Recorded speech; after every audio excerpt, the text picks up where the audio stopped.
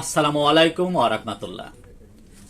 দেশের প্রধান প্রধান দৈনিক পত্রিকার শিরোনামে স্থান করে নেওয়া আন্তর্জাতিক খবরগুলোর মধ্যে শুরুতেই যা যা থাকছে।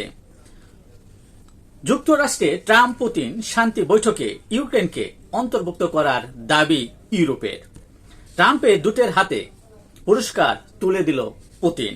ট্রাম্প পুতিন বৈঠক ইউক্রেনের শান্তির সম্ভাবনা কতদূর, এই নিয়ে চলছে চুলচেরা বিশ্লেষণ।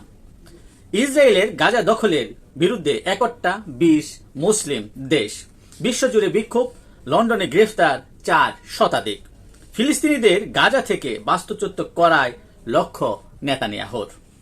গাজায় ইসরায়েলি হামলায় আল জাজিরার 5 সাংবাদিক নিহত।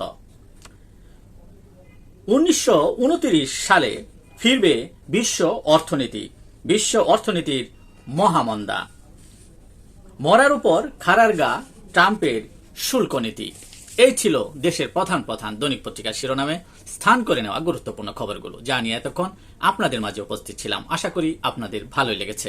আজকের মতো এখানেই, আবারও দেখা হবে আগামীকাল ঠিক একইভাবে। সে পর্যন্ত অবশ্যই ভালো থাকবেন, সুস্থ থাকবেন।